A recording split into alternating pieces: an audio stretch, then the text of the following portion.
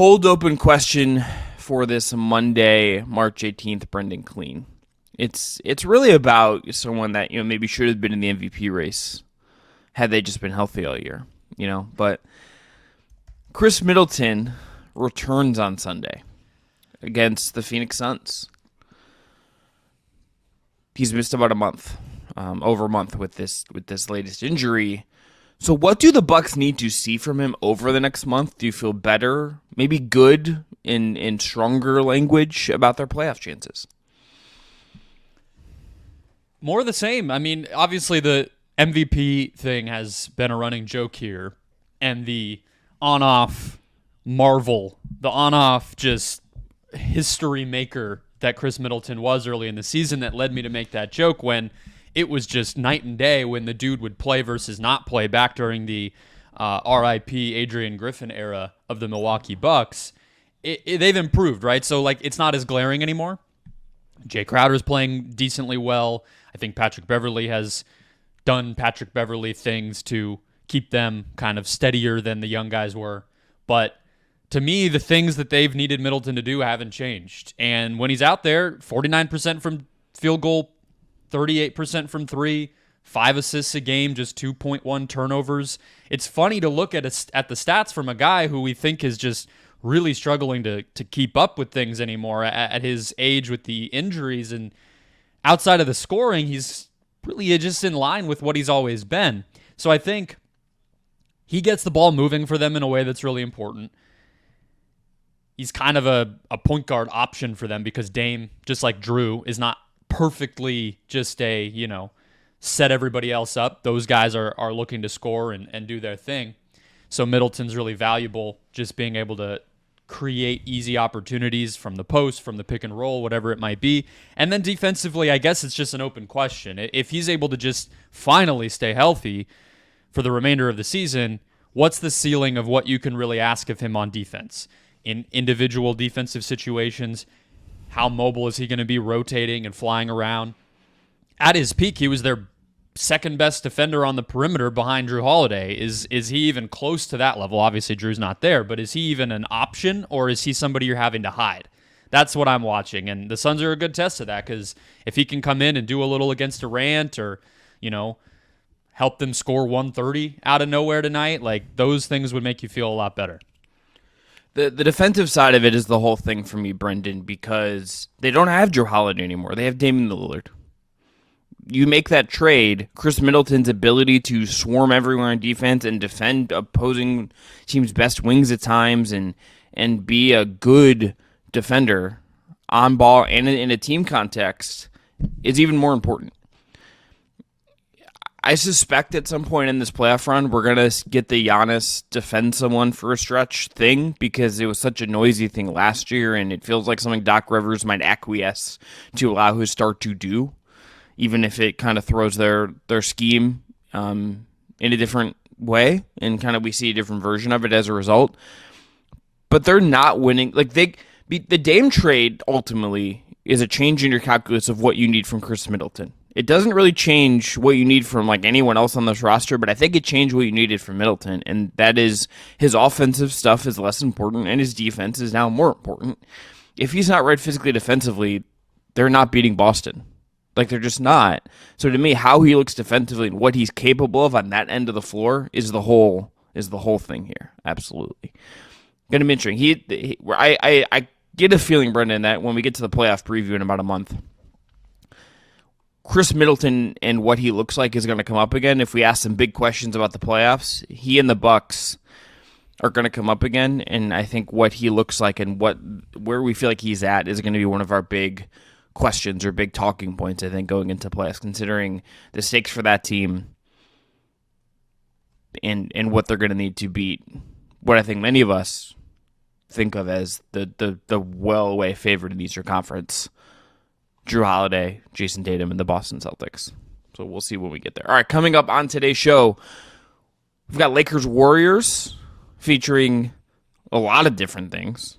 Got Clippers-Pelicans, Zion busting down the wall like he's the Hulk in a really great win for New Orleans.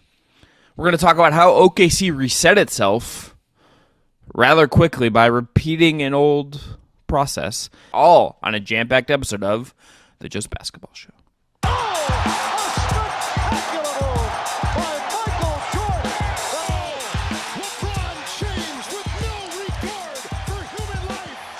Hey there, welcome in to the Just Basketball Show. I am Khris Manning. That is your guy, Brendon Kleen. If you haven't already, please subscribe, rate, review. Find us on your podcast app platform of choice or on YouTube. This is your twice weekly look at all things basketball. NBA, WNBA, women's college basketball, men's college basketball, all of that and more. Brent, I got to tell you, I was prepared, had things broken a certain way from this weekend. I was just going to shoehorn in 5 minutes in the MAC tournament. If my Ohio Bobcats had made a run. That said, I don't know. You probably did not see this because you're not a sicko and you have a life and you don't care about the MAC. Kent State lost the MAC tournament on Saturday because they're one of their players, whose name I'm forgetting. They go up by 1, and there's 5 seconds left, and he intentionally fouled, thinking they were still down, and put Akron at the free throw line. Akron makes 2 free throws to win the game, and Kent State doesn't go to the NCAA tournament because of that. That's brutal. I don't plan to watch. You said all things hoops. You know, we do aspire to that. I think men's college basketball has politely asked for itself to not be included in the world of all things hoops this year by just being completely anonymous. You know, sorry if anyone feels differently. I think if you have a team, if your alma mater is relevant, you feel a little differently. My alma mater continues to employ Bobby Hurley for Lord knows what reason, so I don't really pay attention to such things. I don't think that Kent State fuck up is quite as bad as Axel Disasi getting an own goal in the FA Cup quarterfinal just now before we hit record and almost losing or getting a draw or sending it to extra time in a match that Chelsea mostly controlled otherwise.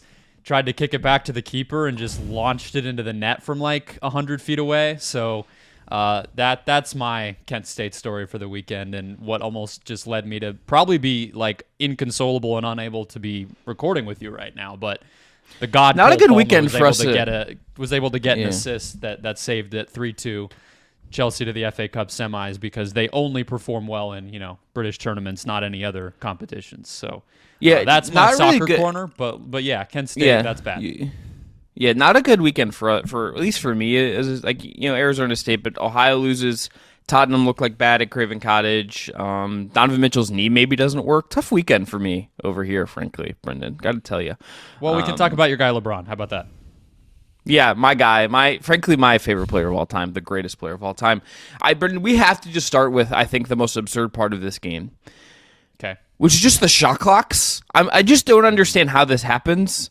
I'd really just wanted like a Ben Affleck cam, honestly, because he's sitting courtside. He's there with J-Lo, and like there's a lot of other celebrities there. The shot on Bad Bunny was also very funny because he was just like, "Why am I still here? I would like to not be here anymore." Bad Bunny gives "Why am I still here" energy at all times. At the Oscars, at various events when he was dating Kylie Jenner, Kendall Jenner. It just always sort of feels like he's wondering what's going on. Yeah, Bad Bunny in The Rock giving an award to the Zone of Interest is truly one of the funniest things I've ever seen in my life, honestly. The Academy Awards, ladies and gentlemen. No, look, my mind when I saw How does this happen? I caught up on the whole shenanigans of Lakers Warriors this morning, right before we recorded. Shout out to the All Possessions condensed game on NBA.com, lifesaver. So I really only saw the situation related to what ever happened, with multiple reviews leading into a shot clock malfunction, leading into the complete breakdown, and I'm sure ABC's viewership got cut into like a third during all of that. My mind went to the word equity, Chris, because for people who may not have always tuned into the WNBA as much as the super teams have led them to in recent years, or Caitlin Clark is about to lead them to, this shit happens all the time in WNBA arenas because owners don't care for them the way that they ought to. We're used to this in the women's basketball world. Stopwatches and a little megaphone type of things going off for shot clocks and all sorts of craziness. So thank you to Jeannie Buss and the Crypto.com staff for creating equity in the basketball world. What were all those PPP loans for is really just my question at the end of the day. Like, what were all those for, if not to get your shot clocks to work, frankly? Look, That was this for game, LeBron's Brendan. contract. Yeah. So you could pay Austin Reeves and not pay, like, Kentavious Caldwell-Pope or whatever. Tough. So this game, Brendan, obviously Anthony Davis leaves with an eye laceration, only plays 12 minutes. So, like, he's off the floor for much of this game. But really, ultimately, this is a huge win for the Golden State Warriors. And it's as good as Steph Curry, even if it wasn't a great Curry game, ultimately, in terms of three-point percentage. He was only 3-10 from three. It's the best game he's played as he's done. Okay. Yeah. 31, 12-24 from the field, 5 assists. Was the driver of Golden State for a lot of this game. As good as he's looked, as he's dealt with his own injury of late. And on top of that, I thought Kuminga remains awesome. I mean, that guy is just a good, confident two-way basketball player now. You got a really great Clay game off the bench where he just came in firing. He had 26 in 30 minutes on a 9 of 15 shooting. You got little stuff from Chris Paul. You got you got a lot out of Draymond without him having to score. Like a very classic Draymond defending really well and assisting and rebounding game from him. This is the recipe. This kind of win, the way they won, is the recipe for Golden State. Now, can they do this over and over again? I don't know, but this brought them into a tie with the Lakers for the 9 seed. They looked really good doing it, even with the caveat of AD being off the floor. That's a really good Warriors win. I wonder what kind of momentum this can do to push them forward a little bit.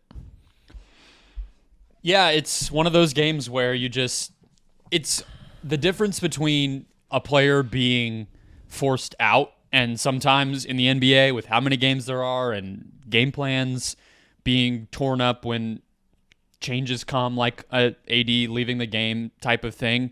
Sometimes the Lakers or whoever in their situation still win these games. And LeBron going for 48 and 9 is about as close as you're going to get to how that typically looks, which is it's just chaotic. The best player steps up. It still goes that way. But in this game, the Warriors couldn't have attacked it more. Like, they made sure that Anthony Davis leaving this game was going to give them the dub. And it did. Pun intended. The dub. Like, the fact that almost 15 years later, let's just say, okay, not 15. Let's say a decade later, we're still watching a team as veteran, as talented, and even without AD, as big and defensively high level as the Lakers, have absolutely no answer for the Draymond Steph two-man game is a marvel. It is absurd. And the amount of dimes that Draymond had in the high post, extended post, perimeter, post-up kind of area, when Curry's just cutting to the basket, like, this was as vintage a performance from that duo and the stuff that we came to expect from them as I can remember in a very long time. And it all really goes back to them understanding and adjusting to the fact that, hey, we can actually go inside now, right? You go back to that playoff series last year. Clay didn't really have it going. Wiggins didn't really have it going. It was just Steph kind of hopelessly taking 30-plus shots a night, mostly from jumpers, and hoping that was enough. And often it was not. And then if you can get an offensive rebound, you see what happens because Looney was on one. And that was really their recipe. In this case, largely because of AD being out, but I think other guys are playing a lot better lately than they were this time last year for Golden State. It just felt like everything was an option for them, and they were clinical getting to what they wanted. I mean, the way that Curry was responding after some of those shots and the cockiness they had, the way the ball was whipping around, that felt like Dynasty Warriors shit in a way that I don't think we've seen since maybe they won the title. I don't want to overreact to this game, but it's a culmination of how good they feel right now, I think, and being able to attack what the Lakers were missing. Yeah, I still don't really know how far this team can go. I think there's it's just such a hard path, and it's relying, I think, on a lot of things clicking into place. What's the defense? It's the defense that's the problem. I mean, and I think that's where we can flip to. The offense, well, the other thing that's not a concern to me. Yeah, I just want to say one more thing about what has changed, I guess, from last year, and it's just to emphasize Kuminga. He had 4 jumpers to open up this game, just absolutely taking them with confidence. The Lakers did this in the playoffs last year, and it's why JaMychal Green played over Kuminga last spring, which is a wild thing to say, considering where we are now. I don't think JaMychal Green's on a team. I don't know. He's not. Okay, there we go. Kuminga hits a bunch of threes. He hits 2 threes in this game. He hits a midi. Hits 2 middies. That kept the offense kind of flowing a little bit. Him and Wiggins being pretty aggressive, while Curry just couldn't get going in the first quarter of this game. That is something that they're going to need to continue. Just Kuminga, whether he's making or missing, and ideally you want him making. He's maybe not going to start every game 4-4 like this on jumpers. He's just not. That's not how this works for anybody. But if he can be confident like that in the playoffs, that's going to at least help their offense hit a level. Because I think their path, Brendan, considering what their defense is probably going to be, can we just outscore you? That kind of feels like the recipe here, because the defense isn't particularly good. The defense doesn't really have a lot of solutions it can provide right now. Draymond's going to do his damnedest, I think, to kind of shepherd them. But LeBron had a pretty easy 40-9 and 8 in this game. D'Lo kind of had pretty free run when he was feeling into this game. Kind of an off Reeves night, but I thought he got to his spots at least pretty well. This kind of team, the Lakers aren't even a good offensive team. I worry for Golden State thinking about them. Okay, they play a good offensive team, a better offensive team. What is the path other than having to maybe score 140 game after game after game? That I think is where I think where it goes to. Yeah. So the other thing with Kuminga is he's better at the stuff that he's better at being a warrior than he used to be too, right? So it's it kind of all has to click. It's almost the curse of being so versatile is there's not one button you're always going to push. And so I do think that's part of why his development has been so slow. This might sound dumb, but to me this kind of feels like his rookie season. If he had just 1980s it and gone to college for an actual length of time and come into the league a more finished product, the inconsistencies are still there, but he's grown over the course of this season in a way that I feel to me, I almost place him as this is his first real test, because he's actually able to contribute.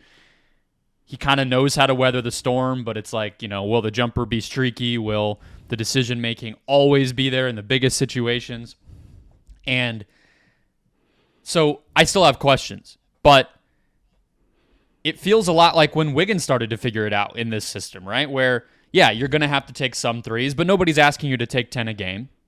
You can attack a closeout. You can reset the offense into a dribble handoff, or find somebody off ball coming off of a screen, or go into a quick ISO or post up against whoever your man is. And the options are all there, but because of how the Warriors play, it can be hard to figure out which one it is. And as a young player, knowing what you are, so it just continues to be awesome and fun to watch this guy figure it out. And he did it in this one. And again, I think even his success had a lot to do with Davis not being in the game. So many little cuts and dip-ins, Aaron Gordon type stuff on the short roll when Draymond or even Steph was diving to the basket, and obviously some very Kuminga, the jumpers and everything else you mentioned. So yeah, he continues to be a work in progress, but mostly a positive one, and a guy that's helping them win games in a big way.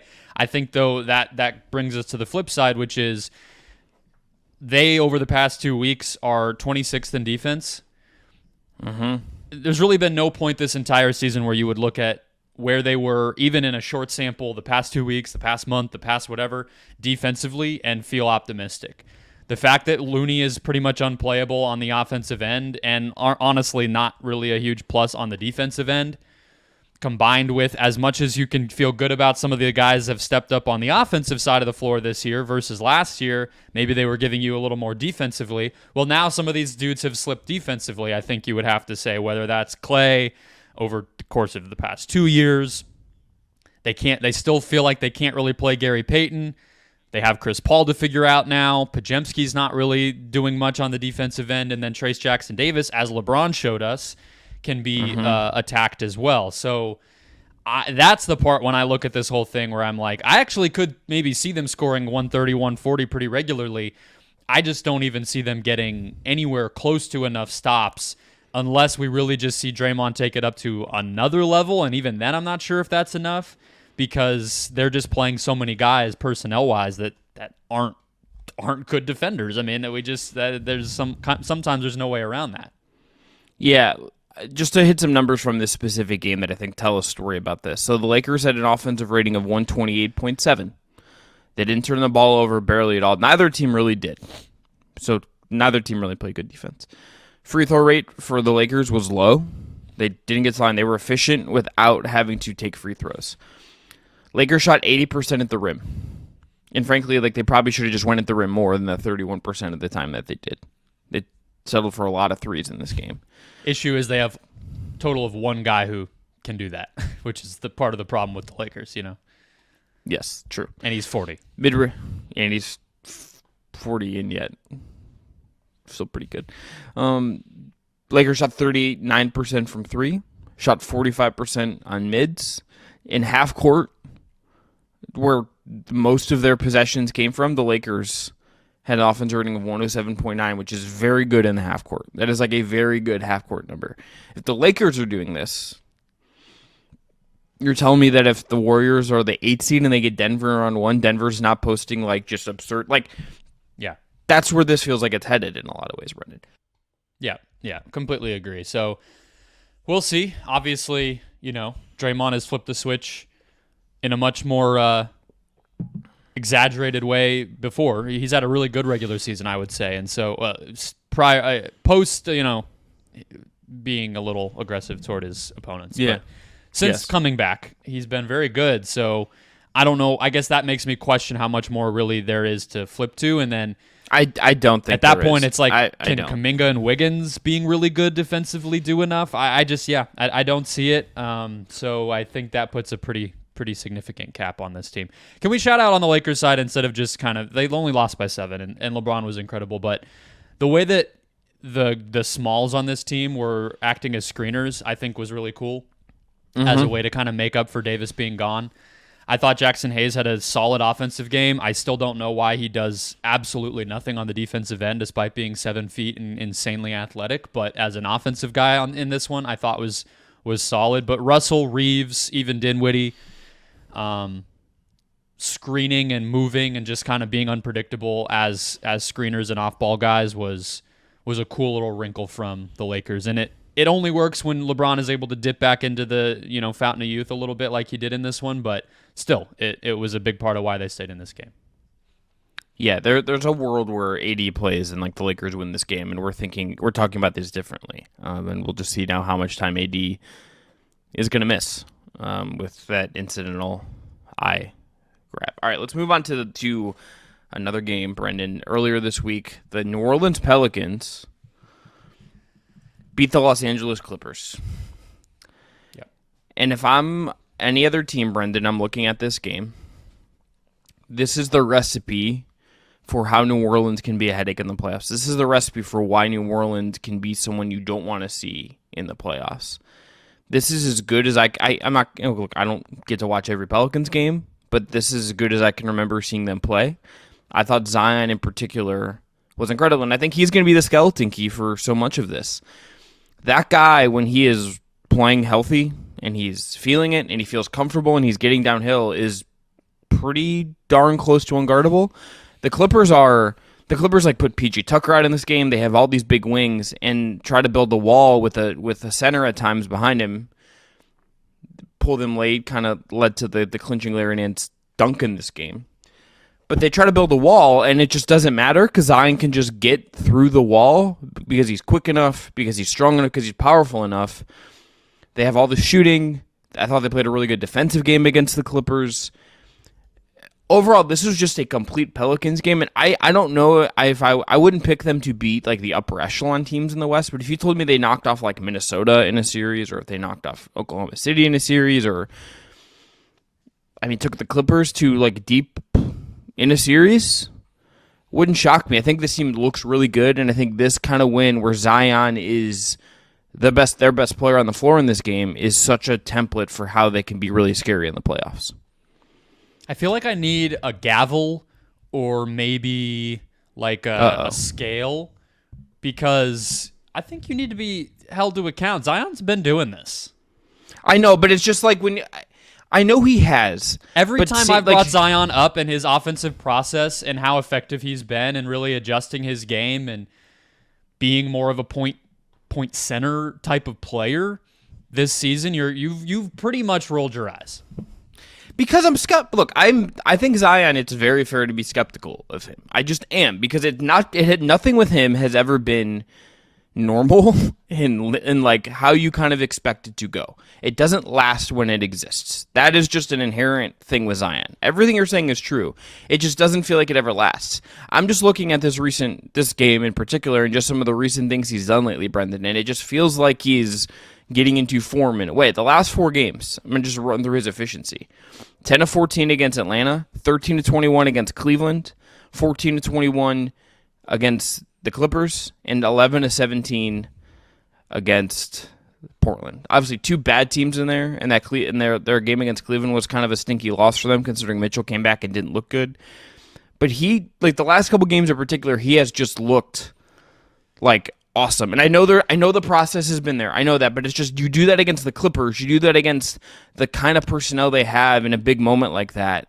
That carries weight to me. That excites me to see him like have Paul George or Kawhi Leonard pick him up on the perimeter, and it just is just like, I don't care. I'm Zion. Like that speaks. Well, but it really that speaks to my soul. That's I think back to your point about how the Clippers were PJ Tucker. Him. PJ Tucker, sure, dusted off. Yeah, well, he's had to play because of some absences, but and their roster is weird right now. To be fair to the Clippers, like Bones Highland's not going to be starting for them in games that matter. Hopefully, yeah, Harden's out, and Man again another game kind of disrupted by an absence. Man left this game, but you just look at their center rotation, and I think that is probably the biggest weak point of this team, because I think Clippers fans and followers have charted the growth of Ivica Zubac over time. I would have to say he's a much better player now even than he was back when Magic Johnson gave him away, but I still feel Mike like Muscala, baby. Yeah, and Mike Muscala will come up in our next segment. There you go. There's a little tease. You guys anxiously awaiting more Mike Muscala talk. But Zubac is still very limited, right? They don't have an athletic center option. They don't have like what Daniel Tice theoretically could be, but not what you get when Daniel Tice is a buyout player, and that should tell you all you need to know about why he's available and how much he's really going to give you. So Zion is sort of a kryptonite to them in a lot of ways, because even what we love about Paul George and Kawhi Leonard, I think they're both a little worse than they used to be on the defensive end, and they're not 200 and whatever pounds Zion Williamson is. You know what I mean? He's listed at 284. I don't think we expect, screwed up knees and quads Kawhi or regular season Paul George, which is a very different thing than postseason Paul George, to be able to guard him. So I do think this is a pretty fun and interesting and good matchup for the Pelicans. And Zion was pretty much the only guy who played great on the offensive end in this game, which has to make you feel even better, I think, if you're New Orleans, about what this win can kind of tell you about yourself, that you did not even play your best and you beat a Clippers team that is largely healthy outside of Harden. So I don't know, and Russ, yeah. But I don't know. What do you think? Because I think the Pelicans are really showing us something. I mean, they're 40-26. This is shaping up to be maybe the single best season of this era for them, and they are deep. They have an identity. They know how they want to play. They've been adjusting and reformatting for a whole season now, and I really do think this win is kind of a highlight of what's been a really strong season and might signal like, okay, let's take them a little more seriously. This is one of those regular season wins that I actually do think means something. I know we're in full agreement there. I think you were ahead on them more than I was, where I have been like a skeptic because my inherent skepticism of Zion I think has shaded them a little bit. But I think I'm going to open up my heart, Brendan. I listened to the new Casey Musgraves album. I'm ready to, don't hurt me, but I'm ready to go. Like my heart is open to the New Orleans Pelicans being good and being a problem, as the kids say, in the playoffs. That's where I am. They're able to just punish teams that don't have length and size, which the Clippers kind of don't anymore. Yeah. The way that they've had to refit things. And it's not just Zion in isolation and quick hitting stuff. It's the way that, like, I think Brandon Ingram deserves a huge amount of credit for turning himself into like a Swiss Army knife version of himself. If he were doing this like I don't want to be like the media market guy, Brendan, but if he were doing this like and he's still in the Lakers, like you would be hearing about him like every week. He's been that. If he was doing this on the on the FIBA team, remember? I mean, we were Yeah. all sitting there like, why can this guy not? Why can this guy not adjust? Right? Like, why is it so hard for him to just unlock himself? Yeah, you've been thinking about that for months. And he's doing it, so yeah, no. He's a screener. Willie, honestly, like Willie Green's done a really good job at this team. I don't think he's going to be like ultimately the coach of the year. I think we both went Mark Dagenal from the Thunder, but like if you told me Willie Green was second on your ballot, I would be in favor of that with the job he's done. Absolutely. I think he's just kind of pushing the right buttons on a roster that is incredibly weird. You know what I mean? I actually give the Pelicans some slack for having it be up and down and having the fit feel awkward because, newsflash, it is. They have a gunning guard trying to play point guard for them. They have Herb Jones, who is one of the more unique guys in the NBA. They have Zion and Ingram, who don't the best version of those two guys doesn't really fit together. At least the best kind of me first version of those guys doesn't really fit together. They have two centers that are like maybe add up to like 3/4 of a starting center between Valanciunas and Nance, and then a bunch of just role players who do very specific things. And then Trey Murphy, who I think we all agree is a pretty damn good NBA bench guy, but it doesn't surprise me that it's taken this long, I guess, but I still feel like we kind of have to like open our eyes once it's getting there, and I think it's getting there. So I said a while ago this was one of the teams I want to watch. It's like them and the Pacers, I think, in each conference that I'm like, let me just understand what the hell's going on. And this win is one that kind of maybe makes you realize, like, oh, what's going on might be pretty interesting here, and we'll see. I mean, seeding-wise, kind of everything's still on the table. They're only 2 games back from the Clippers now, so they're here. They're definitely here. Can I just to emphasize the weirdness of this a little bit? There are 3 biggest name players: are C.J. McCollum, Zion Williamson, and Brandon Ingram. Brendan, those in the lineups when those 3 on the floor together as a 3-man combo. This is from Basketball Reference. Those lineups are minus 1.5 per 100 possessions. Mm-hmm. That is weird. Like that speaks to how weird this is. That like they're 3 high wattage guys. They're like a slight negative, but they're a negative. That is not particularly normal for a team that is this good. And then like you look at some of the other ones, it's like Ingram, Herb Jones, and Valanciunas is like +7, which is a very, very good number. And that's even with the 3-point rate like way down in those minutes that have played a ton. Like nothing in this team is even like consistent in a lot of ways. Like it's just like it kind of adapts to who they actually have on the floor, which is kind of like a hard place to be, but it's pretty impressive that they pulled it off. Brendan, I was looking at playoffstatus.com, one of the sites that does like a good job with the playoff picture. Pelicans right now, 49% chance of being the 5 seed. That's their most likely outcome as of right now. Guess who their most likely first-round opponent is? I mean, the Clippers. Yeah, 63% That's of what it the is outcomes right now. on there. Yeah, 4-5. Yeah. If you were to pick a first-round matchup where we could learn the most about the Pelicans, who would you pick the Clippers? Would you pick someone else? If they're going to be the 5 seed and you could pick, the Nuggets, like what I think does learn they the would most just get about mean? The best chance to win? best chance to win. See kind of how they adapt to different problems. See how they solve opportunities. Like just learn. Because I think it's still a flawed roster. So I don't know how much we have to learn about the Pelicans, if I'm being honest. I think we kind of know. I think there's a Zion component of his first playoff experience. He hasn't even played in the 2 play-in games that they've played in. and he was not healthy for the playoff series in 2022 in the first round against Phoenix, where I think people really were like, hold on, the Pelicans? So Zion, I think, we'll see. But everything else, it's like, I think we know, like, the Thunder, Valanciunas is going to get cooked, right? I think we know that, which teams Ingram's going to be the most valuable for. I mean, that guy's been in the league for almost a decade at this point, right? Like, we kind of know what Brandon Ingram is. So, yeah, to me, it's like, who could they beat? I think the Clippers. I think anybody besides the Nuggets, I feel like they would have a decent shot against, if I'm being honest with you. Like, they could at least make it competitive.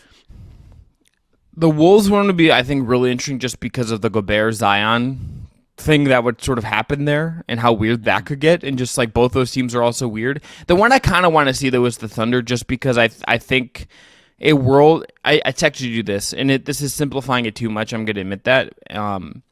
But a world where it came down to Chet having to defend Zion / like Zion maybe needing to defend Chet, and just like how weird like those different tent poles for them at the center of the floor would be. I'd be really interested in that, just to see what it looked like, because it just wouldn't compute fully in my brain. But the Wolves one would be the other. I think if I was going to pick them to be an A team, it probably would be the Wolves, particularly if Cat like doesn't look right when he comes back. That's just every team. Yeah, because no one, despite the Wolves like being like winning a lot of games and being very solid, no one takes them seriously. Well, yeah, but I mean, you just said it. Their second best player's injured, so of course that's the but, team like, you want to face, and that's but I think even before that, no one. I don't think anyone is like kept up at night by the Wolves in the way that like I could see a team being like, "Are we sure we want to play the Thunder? Like, are we sure we want to have Shea?" I don't think there's like quite that fear with the Wolves, and obviously it's like Denver. It's like, all right, well, Jokic, it's been nice. Let's get our Cancun trips in line. Yeah, and that's even where then, it's there. like Gordon is a pretty solid non-center to put on Zion, right? And you can load help, which Denver's very good at. They're good at helping in the ways they want to, not the way you want them to. And I think we would probably all see how that one would map out. Yeah, the Thunder one would be good. I think that's a perfect segue to our next segment. How let's pass it over to you, Brennan. Did this? Set this yeah. up. Well, let's first set this up. Talk about our friends at Homage, an ultra-comfortable specialty apparel company with NBA and WNBA licenses that uses vintage-inspired designs to pay homage to the greatest stories, traditions, and figures across sports, music, and pop culture. We have a little link below in the show description, whether you're on YouTube or audio. Click that, shop, buy yourself something nice, support the Just Basketball show. I don't know, maybe Mother's Day is coming up, maybe just, little partner or spouse kind of just drop in, like, hey, we both went to this college, here's a shirt, whatever. Or just, for yourself, as always is a good thing. Just treat yourself to some sports memorabilia. Who could blame you? All right. I went through every single big move that the Oklahoma City Thunder have made in the past 8 years, Chris. This is what I did with my Friday mid-afternoon. This is even like words of consolation for me or anything. I'm really proud of you. There's some names on here that I just like forgot existed. Joffrey frankly, Laverne. Yeah, that's one I forgot. The fact that this starts with like what happened in 2016 is really interesting. It kind of doesn't. And actually, I think that's where maybe we should. But like even just like that, like it doesn't exactly start there, but the fact that is like a data point on this sheet, and it's like the trades that happen there, and like what becomes of those guys in that trade is like sort of interesting, and then also just the amount of like the sheer amount of moves they have sort of made is without like honestly like ever us feeling like we exactly know what Sam Presti's thinking in some ways is also like really interesting. We just don't know ever. Yeah. Well, I mean, in 2016, the really big thing, because it's like the post-KD era and then the post-Russ era, right? And I don't really think this version of the Thunder started to be built until they trade Russ, right? Well, I mean, they're still trying to win around Paul George and Carmelo Anthony. Do you remember they had a parade for Russ that? Do you remember they had a parade for Russ that summer? Yeah, it was. I mean, he wins MVP, and then they get eliminated 3 straight years in the first round. Right. So and then I think it kind of smacks them in the face. They even made one of those years in the first round was actually without Russ, with Chris Paul and Shea and Dennis Schroeder and company. But the thing from 2016 that I think is just worth revisiting is that Sam Presti turned Serge Ibaka into Paul George. Just directly. Just like that one, there's no, like, we like to do that with trades in sports where it's like, and then there's like actually like 4 more parts of the package. No. Literally gets Oladipo and Sabonis for Ibaka and then trades them for Paul George. Yeah. Pretty funny. Like the NBA trade market that existed in 2017 just doesn't exist anymore. I don't think. Like, we don't get how many picks is he having to send even if Paul George is like, because this was the Paul George is going to Los Angeles like thing that had just been like in the ether for forever in terms of insider reporting. Yeah. And almost goes to Cleveland, of course. What a different world that could have been. There's a lot of weird Cavs ones in that time. I think Kemba Walker for the Colin Sexton pick is a weird one.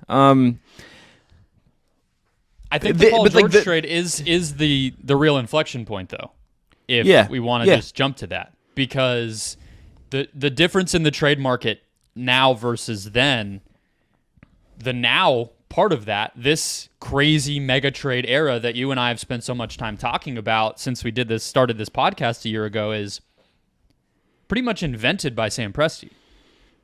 Mm-hmm. Right? Like, even the Anthony Davis trade, which I believe was the same summer, but earlier in it, even that happened largely built around players pre-draft. You know, it was Ingram, who we just talked about. It was Lonzo, Josh Hart, you know, and a good amount of picks too. But that was haggled over of like, will they include Kuzma? Not how many swaps can we get, right? And then Paul George, Kawhi wants to go to the Clippers, tells them to get Paul George. Steve Ballmer says, I want to build an arena in 5 years, do whatever it takes to get me guys that can go on the little, light pole flags around that arena. And Sam Presti trades Paul George 2 years after getting him to the Clippers for Danilo Gallinari, Shai Gilgeous-Alexander, and 7 first-round picks, basically. The equivalent of. And one of the things that's going to be hard about this whole exercise, Chris, is tracing where these first-round picks ended up, so I'm not even going to try to fully do that. But what I will tell you is, we know what Shai Gilgeous-Alexander turned into. Mm-hmm. An MVP candidate. They also got Trey Mann, who, maybe flamed out a little bit. He's now in Charlotte, kind of just filling his fate as a bench chucker. But also caught Jalen Williams, basically. So you could make the case the Thunder got their 2 best players in the Paul George trade. The 2 best players of a team currently ahead in the standings of the Los Angeles Clippers.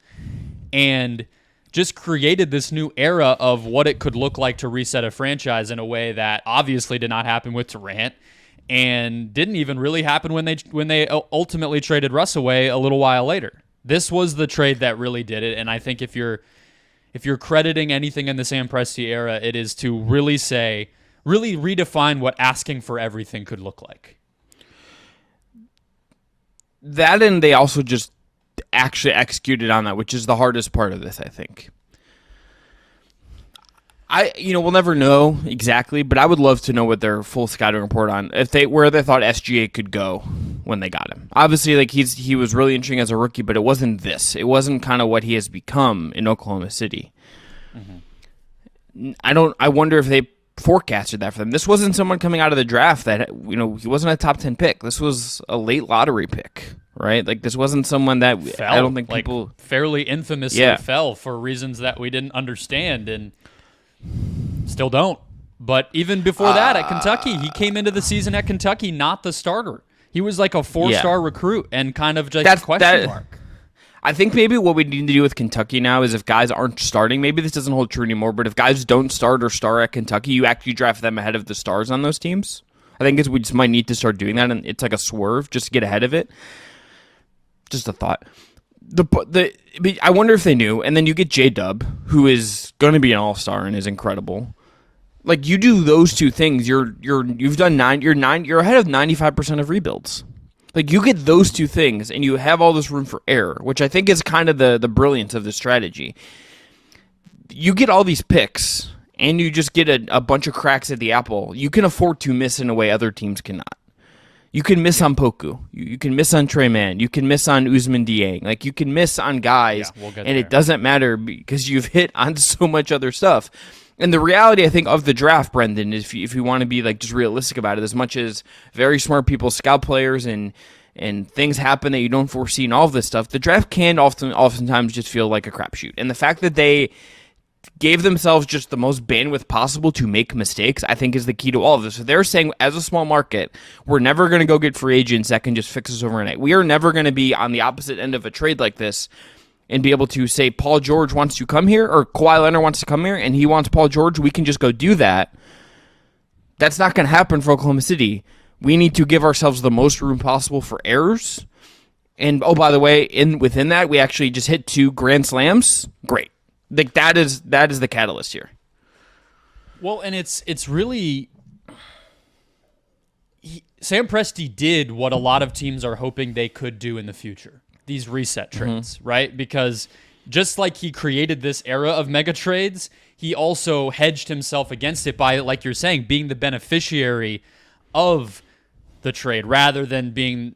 He didn't invent it the way that, like, Chris Finch invented a certain kind of trade for Rudy Gobert, right? Like, Sam Presti showed what pivoting can be. Are you giving Chris... Is Chris Finch the arc... Like, who's the... Oh, Chris Finch. Tim Connolly, sorry. Yeah, I was going to say, Chris Finch is like, really, actually, let's I be just honest, want to run my... That was probably like the hedge fund guy who just bought the Wolves, not even Tim Connolly. It's actually A-Rod's fault. You know? As all things are.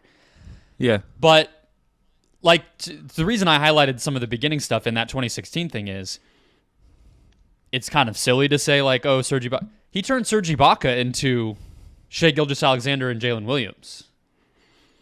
Is really, like, that's what happened. It's bananas. And it's just he understood the leverage that he had in that moment, in that summer. And rather than being the victim of a situation, he actually, like, seized it for all that it was worth. Here are, to your point, though, the next step of doing that is actually hitting the picks. Outside of the pick that they got in the Harden trade, which became Steven Adams, the Thunder were basically bad at drafting from Reggie Jackson up until the post-Russ timeline. And that's part of what makes this so insane, too. So they draft Reggie Jackson 24th in the first round in 2011. Their picks after that, Chris, in the first round: Perry Jones, Josh Hustis, another throwback, Mitch McGary, Cam Payne, Terrence Ferguson, the pick that became Brandon Clark, which they didn't even keep. I think they flipped that into more stuff in the future. And then they finally start to hit again. They take the Quickly pick and flip that. They get Trey Mann, who we just mentioned, and then, of course, the past few years, Giddey, J-Dub, Chet, and Kassan Wallace, honestly. Kassan Wallace, good. Yeah, very good. So what happened? I mean, none of us know, but how did they go from missing on like a decade of drafts to suddenly hitting on every single pick they make for like 5 years? I generally think like there must be alchemy involved. Like there's something unfound here that is just crazy. Or maybe, I mean, it wouldn't shock me, Brendan, to be like kind of not jokey about it. Would be if Sam Presti looked at all the mistakes he made in their front office and they have a meeting or some meetings and it's okay, let's reset what we view as good draft prospects. Let's reset what we're looking for. Let's retool our process and let's go after different kinds of guys. I mean, like a lot of the guys they've gone at since they started hitting again have kind of been more versatile, well-rounded guys. Like it's not. I guess there's a lot of upside play in there. I mean, Giddey I think was something of an upside play at that point in the draft, considering we knew what his limitations were going to be and what they are now. Yeah, J-Dub was I think a big upside play, and that's obviously really worked. Chet is a unique player. Like they're drafting uniqueness and drafting certain skills, I think, that are kind of traits that are built into those guys universally in terms of competitiveness and size and versatility. It feels like they've almost like adjusted their window for what they're looking for, and that's led to a better process. Maybe there's a freedom from moving away from saying, okay, we need guys who can fit Russ. We need to build around this specific thing. We need guys that we think can help us do this specific thing. You also, frankly, change coaches from Billy Donovan to Mark Daigneault, and you get player development involved in there, and that maybe changes some things. You do those two things. That's where I think it is. That's where I think it's a great thesis. I think Sam Presti, it maybe diverges from him a little bit. They were not a modern team. Never. No. Never were they a modern team as far as what the basketball product on the court was during the KD and Russ era. And I think that if you were to criticize Presti for a lot of what happened back then, obviously mismanaging some of the things related to Harden or their other assets to supplement, getting Cantor, you can always pick nits. But I would say bigger than that, it was just having Scott Brooks, not really thinking in a modern way. And then I think Billy Donovan's a solid coach, but I don't think look at how Chicago plays. He's not really the most modern, forward-thinking basketball mind out there either. And once they got Mark Daigneault in the building, it just felt like what they valued changed. And so I have a trade in here or a couple recent things in here as one of the second key moves. I'm going to skip that because I think hiring Mark Daigneault was the second huge thing that they did. And that gets us right into the other one, which is two signings that they made off of basically the scrap heap that turned into rotation players that I think speak to the modern way that they decided to start building this roster. Lou Dort as an undrafted free agent in 2019. 2019. And then Isaiah Joe off the scrap heap, I believe, in the fall of 2022, right before the season's about to start. And off of Philadelphia, they kind of just had a roster crunch and cut him. And you look now, Dort is making $15 million this season. Isaiah Joe's making $2 million this season. And that's two of your top 8 in a playoff series. Because you kind of realize what guys like that could be. I'm not sure if they necessarily sign maybe Isaiah Joe. Like they tried Terrence Ferguson and they tried like Alex Abrinas, and they liked kind of the shooter in the past. But Dort, I'm not sure would have been valued in the same way in a previous iteration of this team. And they go get him before they sign Daigneault. And it just kind of is the beginning of, along with Shea, I think what this positionless, small, everybody can kind of defend and handle the ball type of scheme that they've cooked up. And two signings for way below market value of your top 8 in a playoff series, that would be a lot of GM's best moves. I mean, the Isaiah Joe one to me is particularly interesting because it's like it's not just like a UDFA that you like and you can talk yourself into it.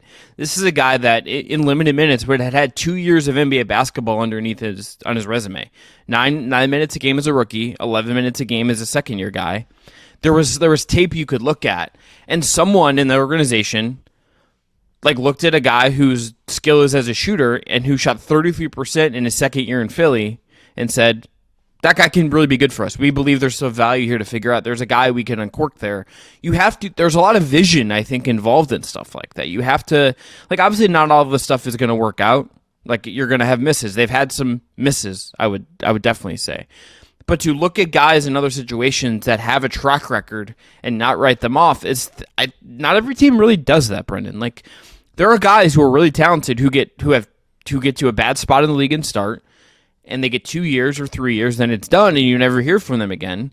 That could have been Isaiah Joe, but for them to see something in him, I think speaks to the the evolution that they've had as an organization, like that they're kind of understanding what they are and what they're going to need to be sustainably successful. I think all of this is kind of long-term in mind. It's not like they're going and getting, like, Kenrich Williams is like their old guy on this team, and he's not even old, but not old really, but they've had to have foresight on someone like Joe and say, like, okay, this can be a 20-minute a game guy for us.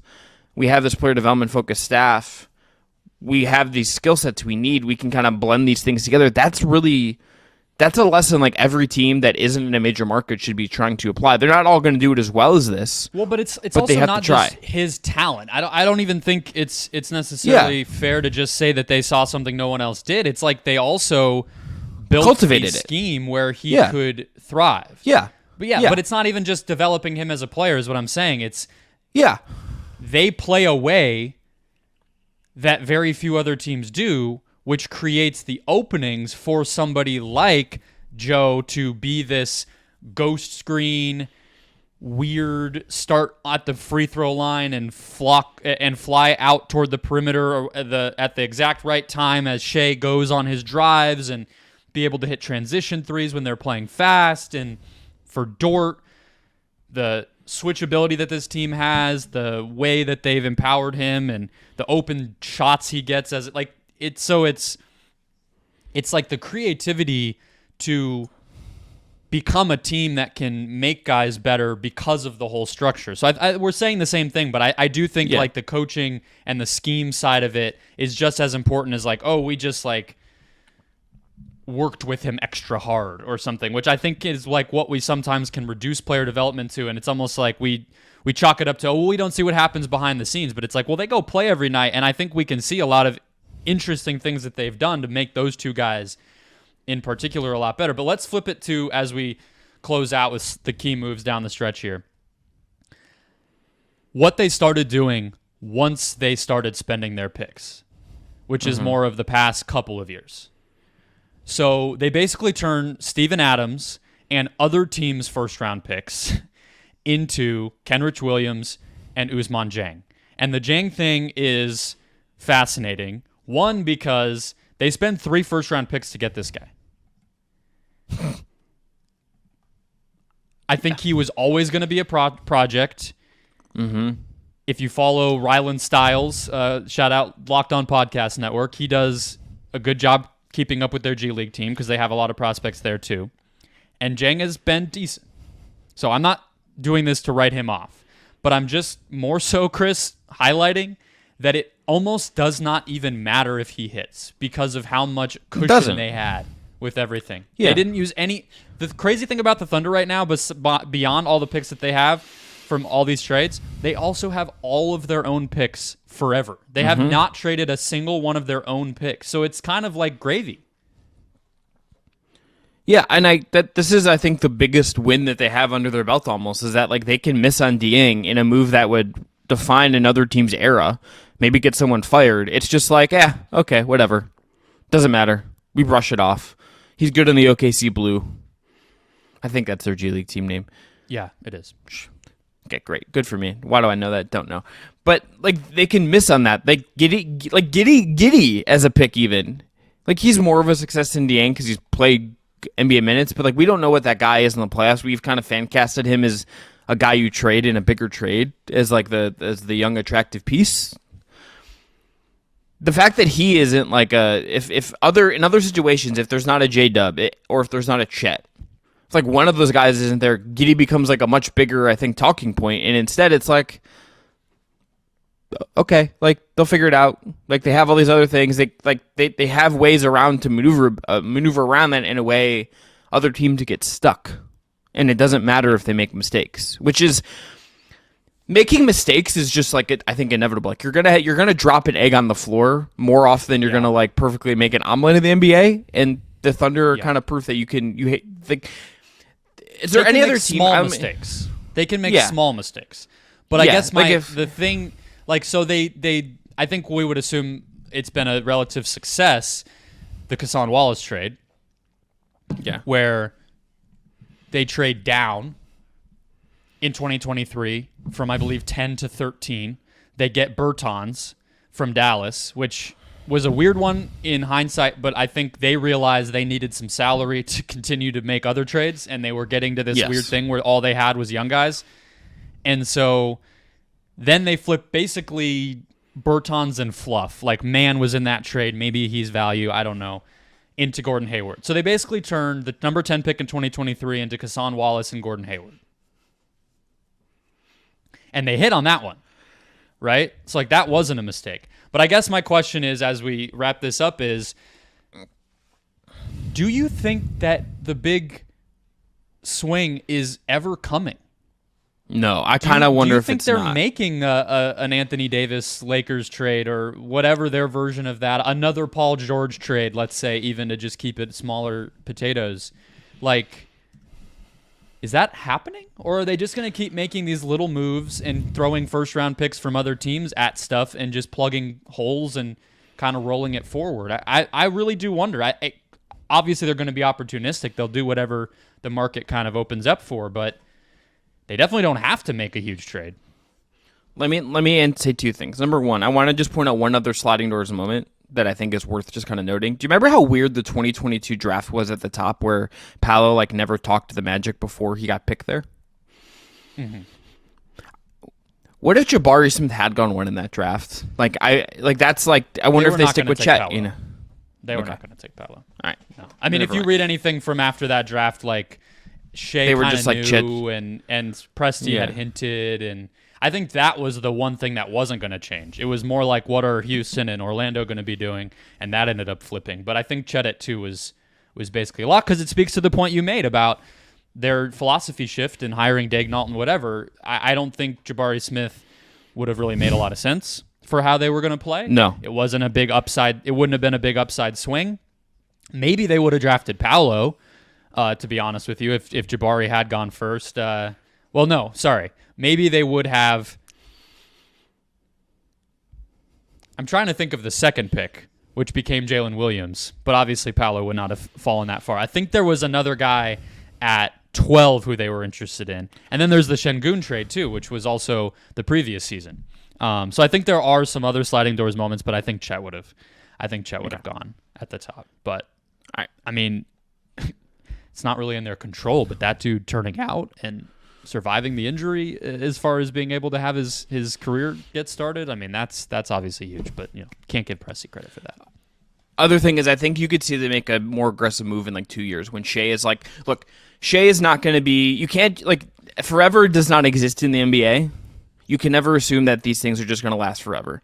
At some point, Shea will be like more smack in the middle of his prime. He's 25 now. In 2 years when he's 27, 3 years when he's 28, J-Dubs, I mean, he'll still be 19, but like he'll be a little bit older, a little more mature for 19. Chet will be a little bit older. Maybe that's when you do it, when you kind of, those guys are more solidly locked in and your core is kind of locked in a more traditional NBA way. But to your point right now, things feel so fluid that I think you could get by on just development and trading around and making moves on the edges. And also maybe Presti's waiting for the star market to break in a certain way where, to go back full circle, he can trade for the Paul George of the market without having to give up very much. Like it can be like Gideon's like 2 bad firsts, and he gets a really good player out of it.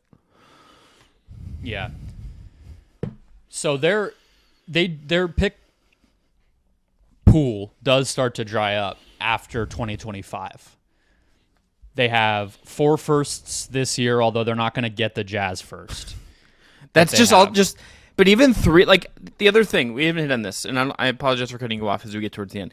The fact they don't have room for 3 firsts is kind of the other thing. Yeah. So they don't have room now, which we've already seen them start to kind of account for. Like the Şengün trade was an example of that, where they, I guess they got picks there. The Dang trade, and there's another one. Some of the stuff they've done with Denver, or some of the stuff they've done lately, where they're now giving the Heat and the Clippers back their picks, or adjusting the protection. Same with the Sixers. They've done it with a bunch of different teams now, and then like casting that forward. They're already realizing they can't do this every year of rostering all these guys, especially now that they're good. Okay, so they have 3 this year. They have somewhere in the neighborhood of 4 or 5 next year, and a lot of these will continue if they don't convert. We don't exactly know. But basically in starting in 2026, they're only going to have their own and maybe one or two beyond that. And so there might be a little bit of urgency to act sooner than later, despite what you're saying. So I think that's kind of the balancing act. They're also going to start to get more expensive. Shea's going to get a supermax at some point, and all these other guys are going to get the baby maxes and everything else, and they'll kind of have to be a little more choosy. They can't just decide to take a Davis Bertans on for nothing, So it's going to be fascinating. But my last question to close this out is, what's the median outcome for them in the playoffs this year? Where do you think this all goes? Because that's going to decide a lot. What are your expectations on? Is it like feel pretty confident they'll win a first-round series and then see from there? Or is it, an achievement if they get through the first round? We don't see this very often where a team this straight up young is actually really on the table to make a championship run. But what do you think will happen? I think the ceiling is Western Conference Finals. I don't think anyone's beating Denver in the West. I'm just picking Denver. That team is just outrageously good and proven a more adult than all of those things that we've said a lot. I think first round series they should expect to win it. I think they might get pushed. So I think it's somewhere between make it to the second round and get taken to 7 games and lose to a really good team, or they can make the Western Conference Finals and then lose to Denver in like 6. I think that's where we're headed with them. I think that getting out of the first round to me feels like an expectation for me with how good they've been. And frankly, just like the teams that they could get in round 1, if let's say they're the 2 seed and it's the Kings, it's the Mavericks, Suns, like I think they should be favored against those teams. I mean, they absolutely should. They should be favored against anybody they play in the first round. And I agree. I think that they've proven enough. The other thing with the Thunder isn't just their hot shooting or their defense kind of surprising us or Shea being out of his mind, J-Dub's development, whatever. It's if you just kind of look at their schedule, and this is a typical young team thing, but they have so many of these games where they'll come out on the second night of a back-to-back and still dominate an inferior opponent or kind of rise to the occasion against the really good teams. There's a lot of games where they really have to eke it out and Shea just scores 40 and their defense kind of buckles in and they win that way. Like they've proven, I think, that they can win a variety of different types of adversarial situations, which is what you really need to show if you're a young team in the playoffs. So that's definitely a feather in their cap of why you would have optimism, even if there's a lot of obvious holes to poke because of their inexperience and everything. So I do think it's reasonable to say, kind of no matter who they play, even if it's the Warriors or the Lakers, they should be able to take care of business in the first round, given what they've proven now for really 2 years. Because last year they were good. They weren't great. They lost in the play-in, but they were a good team. And now they're a great team. And at that point, you kind of need to start stringing stuff together if you're on the track you think you are. So, this was interesting. It's crazy how it just happened through the draft. I know I said that at the beginning, but like everything else is just kind of, free money. And it's just a matter of what they do with all that. Yeah, it's also interesting that, like, I'm fact-checking myself in real time here, Brendan, but didn't Troy Weaver come from Oklahoma City? Yeah. Yeah, I just have more questions about the Pistons now. I know he got there in 2020, so, like, maybe Troy Weaver was the bad apple in the room there. I don't know. Just more confused. Maybe he's to blame for the decade of bad draft picks, is what you're saying? Yeah, it's actually just Troy Weaver's fault that they did all this bad stuff in Oklahoma City. I want Thunder Lakers is what I think I want, just for like the prestige of it. That's what I think I want. I want them to like get to knock off a name opponent, and then I can be sad about LeBron. Not to be too inside baseball and like put our executive hats on, but I do hope for both Minnesota and Oklahoma City that they end up not with on a NBA high TV. profile. Yeah, I want them to have a high profile opponent in the first round so that they can get the spotlight that they deserve, and they're not going to get it if it's like Wolves-Pelicans. It's going to be sick when the defending NBA champions though are like on NBA TV in their first round. No, I don't even. Do they even do NBA TV games in the playoffs anymore? It's just a bit. It's just a bit for me at this point, Brendan. It's just like a day in the past when it'd be like Wizards Raptors 2 p.m. Saturday NBA TV would be like how I'd spend a Saturday in college. So yeah, but even just like the worst time slots, the worst announcing teams, the day game in the weekend, the first weekend, stuff like that. It's like I want the Thunder and the Wolves have earned it. They might not, networks might not feel like they can carry it by themselves, so they kind of need that other team. And I think there's a real chance that we look at like Ant and Shea and Zion as, hey, they finally kind of had the breakout moment, but I just want the attention to like be there for it. So, we'll cross that bridge when we come to it, but they've earned it. April before the playoffs. Let's do a draft. I'm putting this in ether now. We're gonna do. We have some news coming that we can't say yet, but let's do a draft of NBA breakout playoff stars. Okay. Guys who could have their breakup moment, and then we're all going to overdraft Thunder players. You're taking J-Dub 1, I assume. Well, Middleton, probably. Oh, yeah, Middleton return. MVP, and the return. Yeah, that's right. We'll be back later this week with more of the Just Basketball Show.